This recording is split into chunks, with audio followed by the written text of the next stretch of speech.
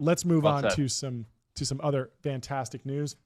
Palmer Luckey announced on X this morning that Anduril is taking over IVAS, and we don't have time for business as usual. Whatever you are imagining, however crazy you imagine I am, multiply it by 10 and then do it again. I am back, and I am only getting started. And so for those who don't know, Anduril is taking over the U.S. Army's Integrated Visual Augmentation System, the IVAS program. That's an augmented reality headset for the modern warfighter, and it's pending the Department of Defense's approval. We are now fully responsible for production, hardware, software, and integrating Lattice to greatly expand warfighter capabilities. This is incredible news, and Palmer posted a whole blog breaking it down. Let's read through it now. As of today, Anduril Industries is taking the reins of the largest project of its kind in history, the United States Army's Integrated Visual Augmentation System program. For me, this announcement is deeply personal. Since my pre-Oculus days as a teenager who had the opportunity to do a tiny bit of work on the Army's Bravemind project, I've believed there would be a headset on every soldier long before there is a headset on every civilian, because you can kind of mandate it and it can be designed exactly for what the warfighter needs. It's a very specialized use case. Given that America loses more troops in training than combat, the squad immersive virtual trainer side of IVAS alone has the potential to save more lives than practically anything else we can imagine building. Tactical heads-up displays that turn warfighters into technomancers and pair us with weaponized robotics were one of the products in the original Anduril pitch deck for a reason. The past 8 years we have spent building Lattice have put Anduril in a position to make this type of thing actually useful in the way military strategists and technologists have long dreamed of ever since Robert Heinlein's 1959 novel Starship Troopers. Fantastic book, great movie too. Not just day and night and thermal and ultraviolet, but peering into an idealized interactive real-time composite of the past, present, and future that will quickly surpass traditional senses like vision and touch. Put another way, Superman doesn't use menus. He just sees and does. I love it. If Anduril had been more than a dozen people when IVAS was first getting spun up all those years ago, at least the Tragic Heap guys didn't win. Our country really dodged a bullet there. I do believe our crazy pitch would have won this from the start. As things stand, though, there is no time like the present. The IVAS program, one of the most important programs to the Army, represents just the beginnings of a new path in human augmentation, one that will allow America's warfighters to surpass the limitations of human form and cognition, seamlessly teaming enhanced humans with large packs of robotic and biological teammates. I can go on and read more, but Jordy, you got anything for me in the interim? Oh, I mean, it's just crazy because every time Anduril does anything, like, around the world, multiple teams just cry out in anguish because the Anduril just ends up doing the thing that was the only thing in somebody's pitch deck, right? And this was just one of the things in Anduril's pitch deck 8 years ago, and they're getting around to these things slowly as they build out this incredible distribution channel and relationship with the DoD. So anyways, I think obviously makes a ton of sense. It's just wild how Anduril continues to basically own the product areas that were in every sci-fi novel that basically anyone has ever read. And they're just getting to these things first and just capturing, not only contracts, but mind share. And, as always, seems to be a huge win for Anduril, but also, I love to see the kind of even the language that they're choosing. Technomancers is some great choices of words. So very cool to see. And this is the kind of thing, like the reality is the average soldier today grew up playing Call of Duty. And so they like already had this experience as 12-year-olds in a Xbox 360 lobby screaming, and so these are all the things that I think our soldiers have, expected and just simply haven't really existed, right? There's been heads up displays and things like that, but nothing that was, truly integrated and something that was on par with even an Oculus-esque experience. So to me, this is like, basically, this is probably this is clearly a product that Palmer and the rest of the team have wanted to build forever. And they're just now getting to the point where they can actually really deliver on these ideas that seem like they're out of a sci-fi novel from the 90s. but are, very becoming very real. So Yeah. Yeah, technology has advanced so quickly that the integration into the military just hasn't happened nearly as fast enough. There's funny pictures of like drone pilots using literal Xbox 360 controllers because the government doesn't have the resources to build their own, so they just patch that in. And sometimes that's yeah, there great. was you. Google Maps is often used as a targeting system because they just have the most reliable app for understanding where the roads are and great satellite imagery. And so Yeah, you'll literally drop a pin, send it to the guy, and be like, "Yeah, call in the artillery yeah, right here." It's crazy.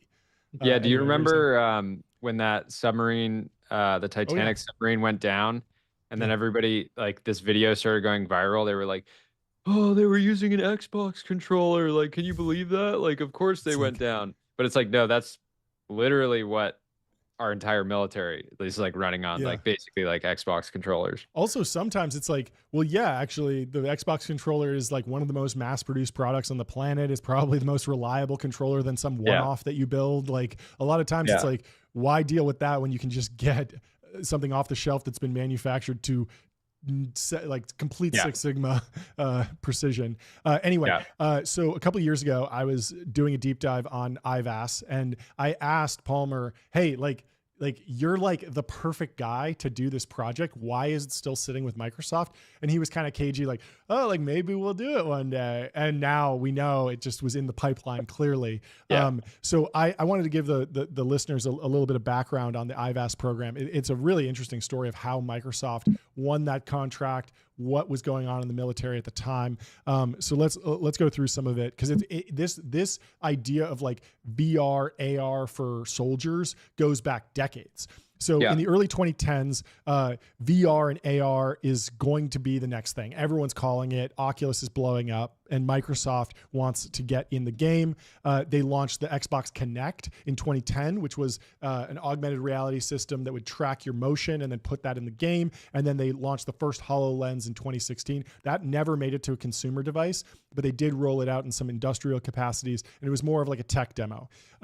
So they Microsoft ultimately determined that augmented reality was too cumbersome for everyday consumers. And I used the HoloLens, and it was rough. It was heavy, and the field of vision was very narrow. We're still, a yeah, full decade before Meta's glasses, and the new I forget what they call it, the Icarus or something. It has some funny name. yeah, But the new Meta glasses, they're not even out yet, and so we're still not yeah, there. Even the Apple Vision Pro is still not widely used, high churn, and so Microsoft is just too early. But nevertheless, they decide that they're good at selling to large enterprises, plays to their strengths, and few enterprises are larger than the U.S. military. So they get a $22 billion contract for a project called IVAS, and think about it. I mean, Anduril is raising on $1 billion ACV, yeah, $1 billion revenue or something like that. A $22 billion contract goes out to Microsoft for this. Obviously, it's over a number of years, but still, that's yeah, massive. And this is like perfect for Anduril to do.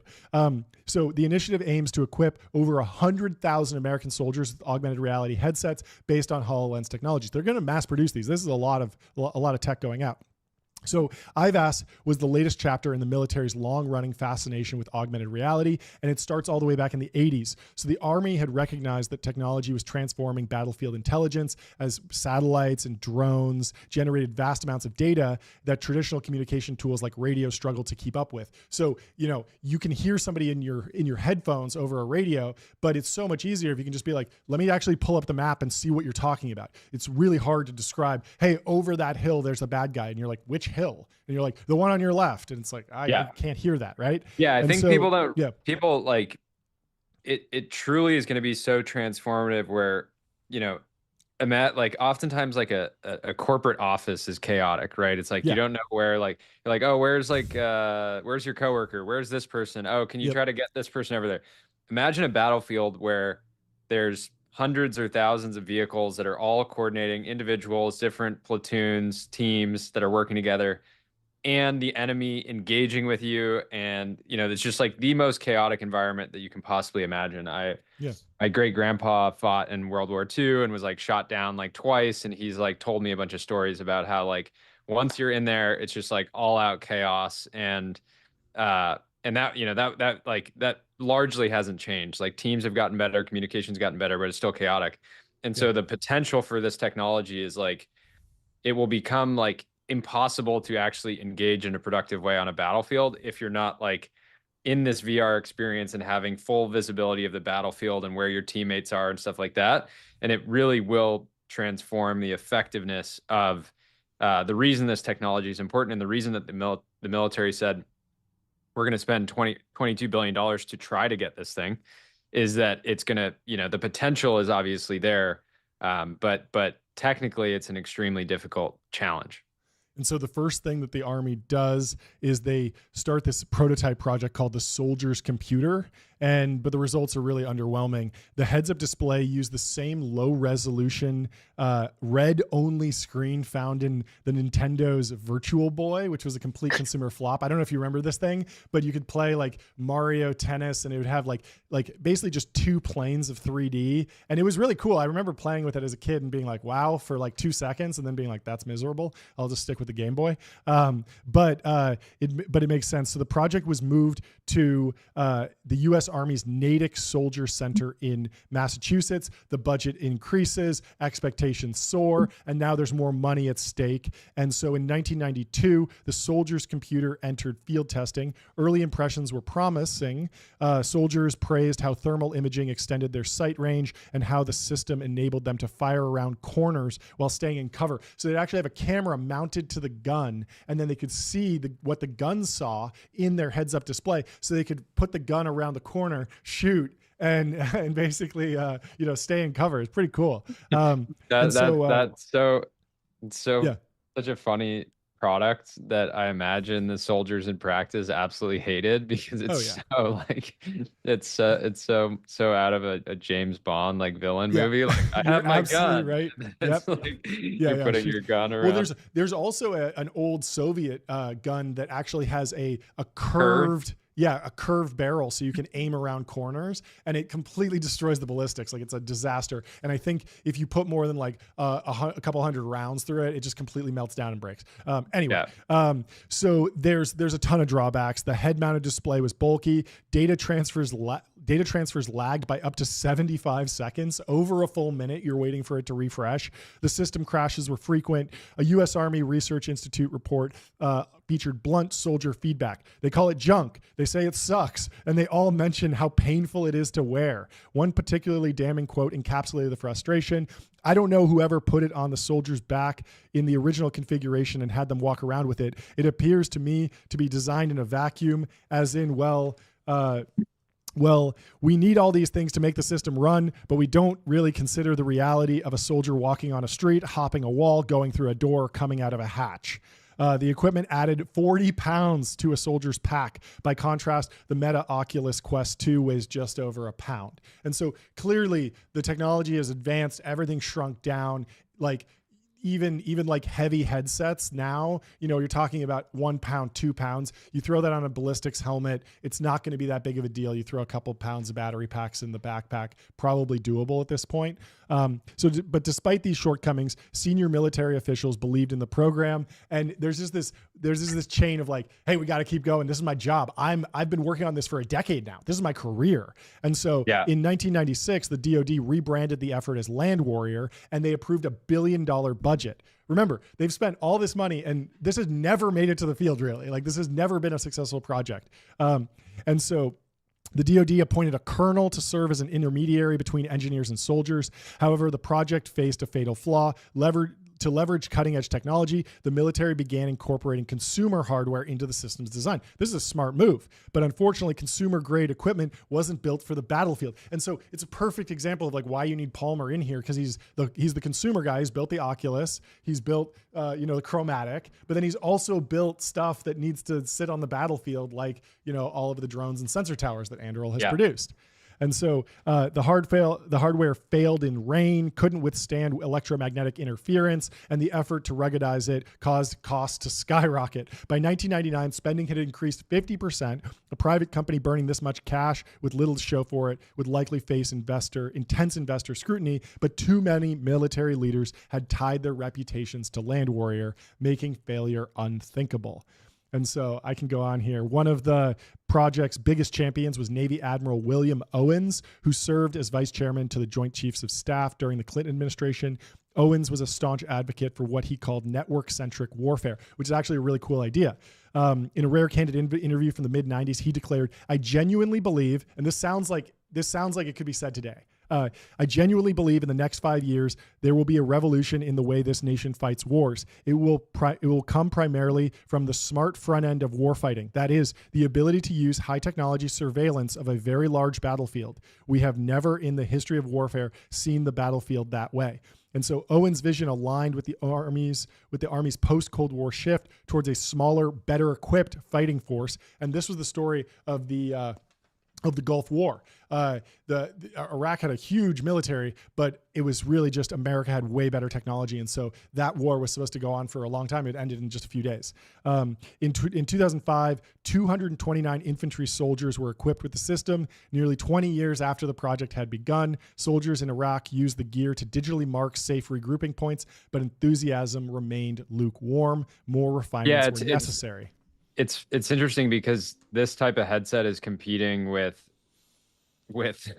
literally a radio that just can call out to someone else and be like, "Hey, here's the rough coordinates. Let's meet there." And then you're using this clunky headset and it's like not working. And if it's not working perfectly, you're on the battlefield. You're in the most intense situation. Your life is at risk. Your team's life is at risk. The mission objective is at risk.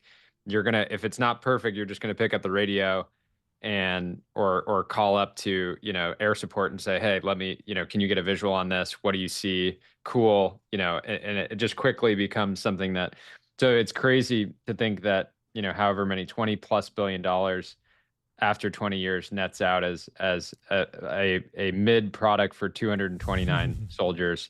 Not the best trade, but again, there's an argument to say like, hey, they were right. They were just basically too early. And to me, the interesting thing here is like, I would love to, the long-term, I think everybody has a sense that the battlefield long-term will be a bunch of autonomous and teleoperated devices, right? In the same way that the people that fly UAVs in the Middle East for the United States, like are sitting in Nevada, right? Like outside of Las Vegas, like, basically remotely flying these craft. And it does seem that you'll eventually have a range of different types of robots similar to that will be teleoperated. And so I'd be interested to hear how Palmer and Trey and the rest of the Anduril and Matt and the rest of the Anduril team are thinking about how does this new, sort of augmented reality VR, I don't know, what this headset, how does that fit into the teleoperated future? Is that you have one guy on the battlefield that can use the headset to basically drop into like some type of drone or, robot that they can then carry out other activities? Because ultimately at the end of the day, it doesn't, it seems like there's an obvious trend of just removing human life from the battlefield entirely, because the actual loaded cost of a human, not to mention the value that the family and that person's family and that person themselves puts on their own life, but the full cost of a soldier annually is just so, every lost life is a tragic, because we have an individual who's not going to go home to their family, but then there's also the economic burden of every individual soldier is always going to be worth orders of magnitude more than a robot that could just blow up and maybe it's unrecoverable, but it's replaceable, right? Yeah. Yeah, the 22 billion sounds like so much, but I remember we were talking about the F-35, and I think I mentioned that it cost $1 trillion, and you were like, "That's impossible." And someone followed up with me and was like, "No, it was $1 trillion project." Like Jordy, it is an unbelievable amount of money. It wasn't over 1 year; it was over decades, but still, the total cost of that project was in the trillions. But in 2010, they actually did de-scope it and move kind of halfway. VR headsets the future, radios the past. Under the Obama administration. What? Over 20 billion in the hole, and you're like, guys, I think it's time to let's descope this one a Let's little descope this. Yeah. No, they literally do. And so in 2010, Land Warrior rebrands as Net Warrior. This is like the fourth name for this project. And the bulky pack and headgear are replaced by a respect Android phone secured to the soldier's chest. And so they basically flip it down and then they can see maps and all the information. Yeah. But it doesn't need any of the headset, not heavy on the face. Kind of leaning into like what the technology was good at the time. And so mobile technology had evolved to fulfill much of William Owen's vision, but the Army was determined to extract more from its decades-long investment. In 2019, Microsoft engineers were invited to a military base to learn what soldiers needed from an augmented reality headset. That weekend birthed the mark of IVAS. Given the years of research behind the project and Microsoft's extensive experience with augmented reality, one might have expected a smooth rollout. Instead, IVAS encountered problems from the outset. Soldiers were blunt in their critiques. You've got to ask yourself the question, in warfare, where does this tech just become too much and not really worth having? It doesn't do any more to help the troops. It may actually hinder them because of the hassle factor. Another soldier warned, my worry is that if we give these to soldiers, they're going to rely on them too much. They need to know how to fight without them. They really do.